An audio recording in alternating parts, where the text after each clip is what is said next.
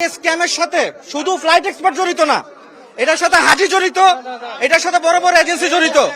আমার নিজের আয়টা আছে। আমার দেশের অন্যতম অনলাইন বিমান ticket booking platform flight expert হঠাৎ করে তাদের ওয়েবসাইট বন্ধ করে দেওয়ায় বিপাকে পড়েছেন হাজারো গ্রাহক ও টিকিট বিক্রেতা এজেন্সি। অগ্রিম টিকিট কেনার জন্য যারা টাকা পরিশোধ করেছিলেন, এখন তাদের অর্থ ফেরত পাওয়া অনিশ্চিত হয়ে পড়েছে।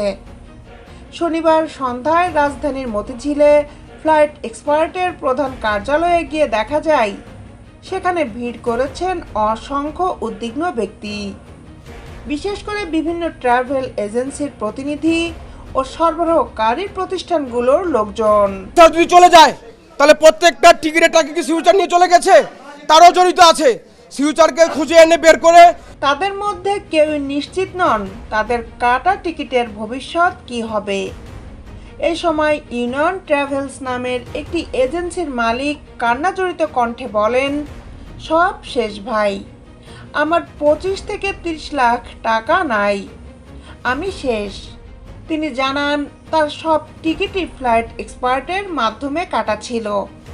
তবে এসে জানতে পারেন সেই টিকিটগুলো সরাসরি ফ্লাইট এক্সপার্টের নয়। 4,000 টাকা কমে দেয়, আমাদেরকে কাস্টমাররা আমাদেরকে স্ক্রিনশট পাঠায়। 2017 সালের মার্চে যাত্রা শুরু করা flight expert airline ticket booking, hotel reservation, tour package এবং ভিসা প্রসেসিং সহ বিভিন্ন সেবা দিত তারা। সহজ এবং কম খরচের টিকিট বুকিংয়ের সুবিধার কারণেই তারা দ্রুত জনপ্রিয়তা অর্জন করে। তবে একাধিক সূত্র জানায় প্রতিষ্ঠানটি নিজের সরাসরি কোনো এয়ারলাইনের কাছ থেকে টিকিট নিত না। প্রবাসী টিকিটের টাকা আমরা শুনতে পেলাম যে ফ্লাইট এক্সপার্টের সিইও যিনি দায়িত্বে আছেন, অভিযোগ রয়েছে এখন সেই দুই এজেন্সি তাদের কাটা টিকিটগুলো রিফান্ড করে টাকা তুলে নিচ্ছে। ফলে ফ্লাইট এক্সপার্টের সঙ্গে জড়িত অন্য এজেন্সিগুলো চরম সংকটে পড়েছে। এর মধ্যে প্রতিষ্ঠানটির ব্যবস্থাপনা পরিচালক সালমান বিন রশিদ হঠাৎ দেশ ছেড়ে চলে যাওয়ায় পরিস্থিতি আরও জটিল হয়েছে।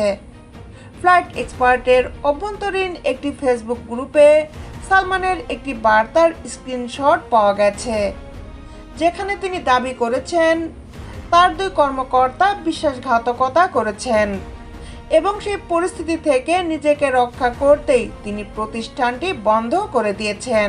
একটা টিকিট ইস্যু করতে পারি না এই ওটিএগুলোর জন্য। এই ওটিএগুলো তারা প্রত্যেকটা টিকিট। অন্যদিকে ফ্লাইট এক্সপার্টের head of commercial Saeed Ahmed বলেন, মালিক পক্ষই টাকা নিয়ে পালিয়েছে। তার দাবি অনুযায়ী বর্তমানে অসংখ্য এজেন্সি ও গ্রাহক কোটি কোটি টাকার টিকিট নিয়ে অনিশ্চয়তায় ভুগছেন।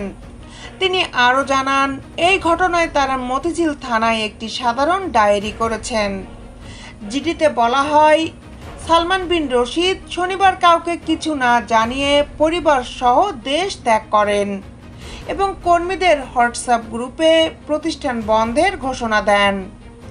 মতিঝিল সিটি সেন্টার ভবনের নিরাপত্তা কর্মীরা জানান সালমান নিয়মিত অফিসে আসতেন, কিন্তু গত 3 দিন ধরে তিনি অনুপস্থিত। দেশ বিদেশের আপডেট নিউজ পেতে আমাদের সাথেই থাকুন। Justice television, Dhaka.